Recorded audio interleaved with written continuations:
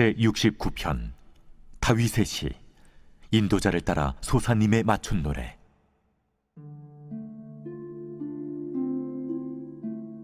하나님이여, 나를 구원하소서. 물들이 내 영혼에까지 흘러 들어왔나이다. 나는 설 곳이 없는 깊은 수렁에 빠지며 깊은 물에 들어가니 큰 물이 내게 넘치나이다. 내가 부르짖음으로 피곤하여 나의 목이 마르며 나의 하나님을 바라서 나의 눈이 쇠하였나이다. 까닭없이 나를 미워하는 자가 나의 머리털보다 많고 부당하게 나의 원수가 되어 나를 끊으려 하는 자가 강하였으니 내가 빼앗지 아니한 것도 물어주게 되었나이다. 하나님이여, 주는 나의 우매함을 아시오니 나의 죄가 주 앞에서 숨김이 없나이다.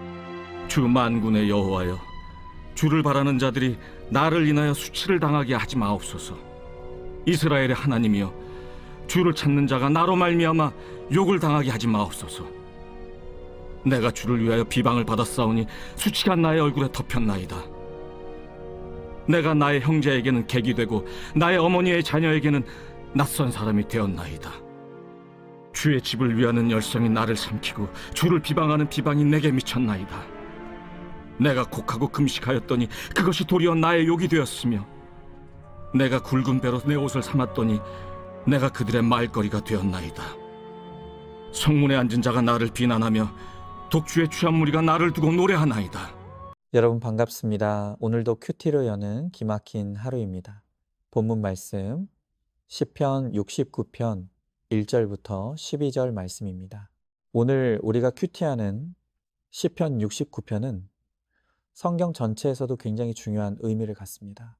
왜냐하면 사복음서를 보면 예수님이 스스로 구약에 예언된 메시아라는 것을 말씀하실 때 가장 많이 인용한 성경이 바로 시편 22편과 바로 오늘 우리가 묵상하는 시편 69편이기 때문입니다. 오늘 이 시는 고난 중에 있는 다윗이 하나님께 드리는 탄식의 시입니다. 그런데 예수님이 자신이 고난당하는 메시아임을 말씀하시며 다윗의 탄식시를 인용하셨다는 것은 예수님과 다윗의 고난이 연결되어 있고 예수님과 우리의 고난도 연결되어 있다는 것을 의미하는 것입니다. 특별히 오늘 다윗은 자신이 당하는 고난이 믿음 때문에 당하는 억울한 고난이라는 것을 강조하고 있습니다.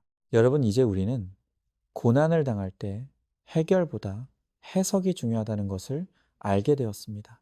우리가 당하는 고난의 거의 대부분은 우리 죄로 밀마없는 삶의 결론일 때가 많습니다. 그러나 오늘 시편은 우리가 당하는 고난 가운데는 하나님을 향한 믿음과 열심으로 인해 당하는 고난도 있음을 알게 합니다. 오늘 우리는 4절과 9절을 통해서 예수님과 나의 고난이 어떻게 연결되는지를 함께 묵상해 보도록 하겠습니다. 첫째로, 주와 함께 당하는 억울한 고난이 있습니다. 4절입니다. 까닭없이 나를 미워하는 자가 나의 머리털보다 많고 부당하게 나의 원수가 되어 나를 끊으려 하는 자가 강하였으니 내가 빼앗지 아니한 것도 물어주게 되었나이다. 히브리어 원문에서 빼앗지 아니한 것이라는 표현은 법정 언어입니다. 내가 훔치지 않은 것, 내가 빼앗지 않은 것에 대해 배상 책임을 지게 되었다는 뜻입니다. 억울함의 극치입니다. 여러분, 이런 경험 있으십니까? 분명히 잘못하지 않았는데 잘못한 사람이 된 적이 있습니까? 진심으로 호의를 베풀었는데 오히려 상대방에게 이용당한 일이 있지는 않습니까? 그런데 이런 억울한 일을 나만 당한 것이 아닙니다. 다윗에게도 이런 억울한 일을 당하는 일이 일어났습니다. 그리고 이 세상 그 누구보다 가장 억울한 일을 당한 한 분이 계시는데 그분이 바로 우리 예수님이십니다. 요한복음 15장 이 15절에서 예수님이 바로 이 4절을 인용하시면서 이렇게 말씀하십니다. 그들이 까닭 없이 나를 미워하였다 한 말을 응하게 하려 함이라. 주님은 이 땅에서 아무 까닭 없이 미움을 당하셨습니다. 그뿐입니까? 주님은 아무 죄가 없으시지만 빼앗지 않은 것을 물어주셨습니다. 짓지 않은 죄의 형벌을 받으셨고 우리의 죄값을 그분이 대신 물어주셨습니다.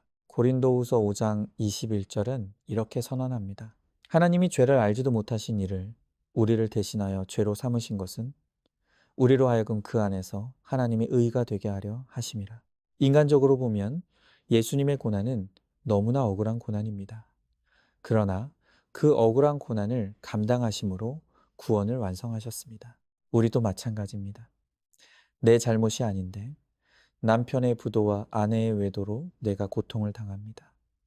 자녀의 방황과 탈선으로 부모라는 이유로 내가 고통을 당합니다. 그때 우리는 왜 내가 잘못한 일도 아닌데 내가 고통을 당해야 하느냐고 하면서 억울함과 생색이 폭발합니다.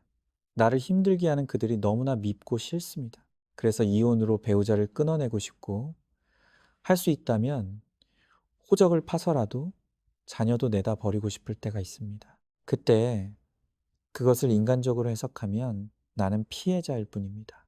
그러나 그 고난의 자리에서 믿음의 눈을 들어 십자가의 주님을 바라보게 될 때 그것이 나의 십자가임을 깨닫게 됩니다.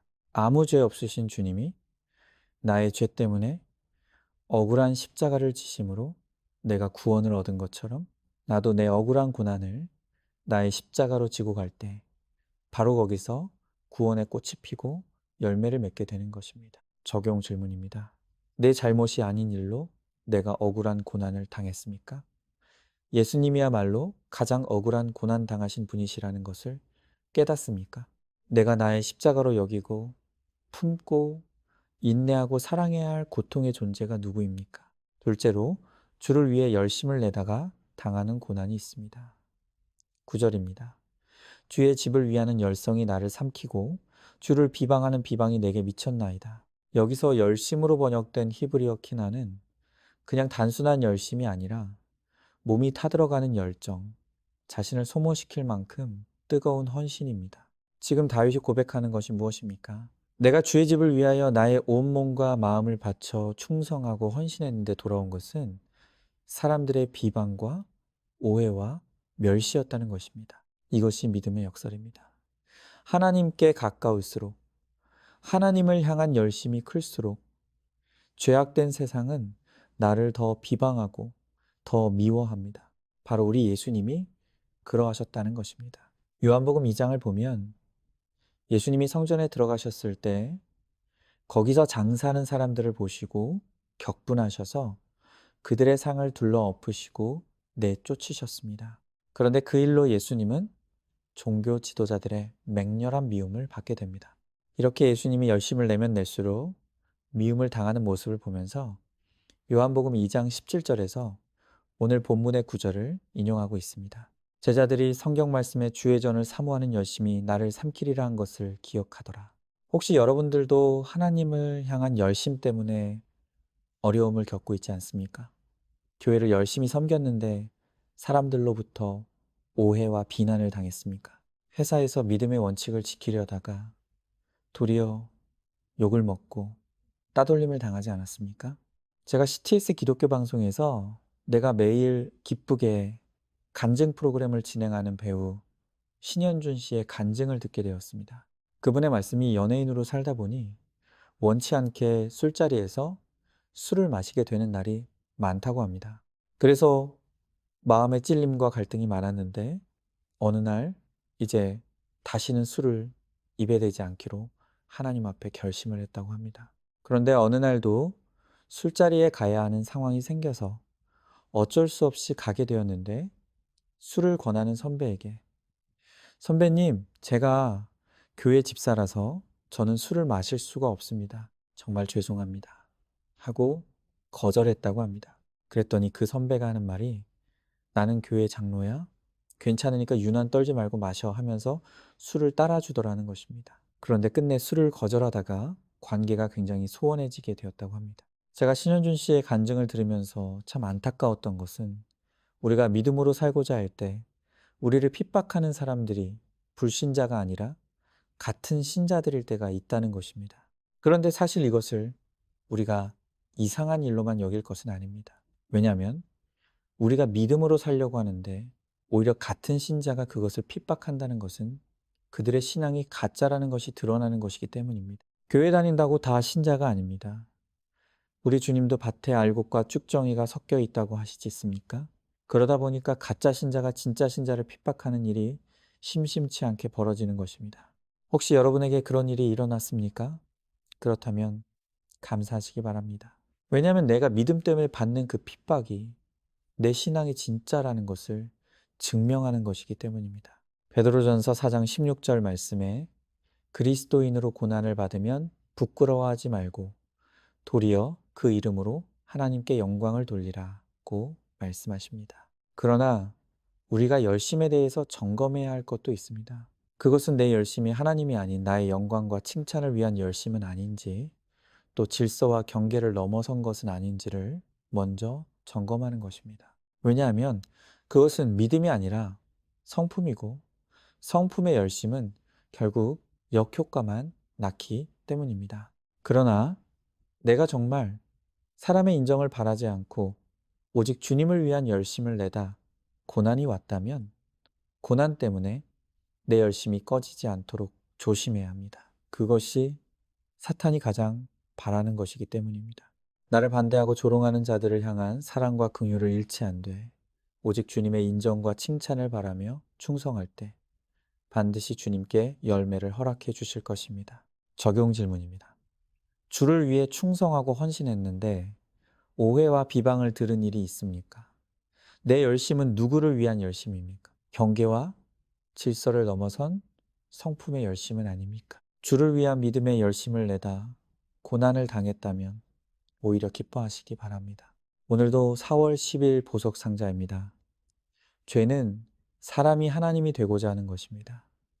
그래서 부지런하고 악한 사람이 이 세상에서 성공합니다. 자기가 하나님이 되려니 얼마나 부지런히 열심히 살아야 하겠습니까? 나의 선함과 완벽주의가 악입니다. 남들에게 언제나 칭찬받아야 하고 언제나 완벽해야 한다는 생각이 나를 죽이고 남을 병들게 합니다. 아멘. 함께 기도하겠습니다.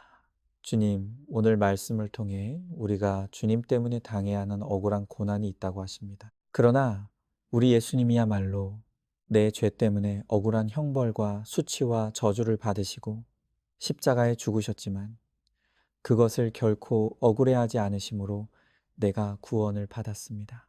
이제 주님이 당하신 고난에 내 몸에 짊어지고 나도 구원을 위한 사명을 감당하기를 원하오니 우리에게 구원의 고난을 감당할 믿음과 용기와 힘을 허락하시고 그래서 열매 맺는 인생이 되게 하여 주시옵소서. 믿사오며 사랑이 많으신 예수님 이름 받들어 기도 드리옵나이다. 아멘. 오늘도 큐티로 기막힌 하루를 살아내는 하늘가족 공동체 안산중앙교회 모든 성도님들 되시기를 주님의 이름으로 축복합니다.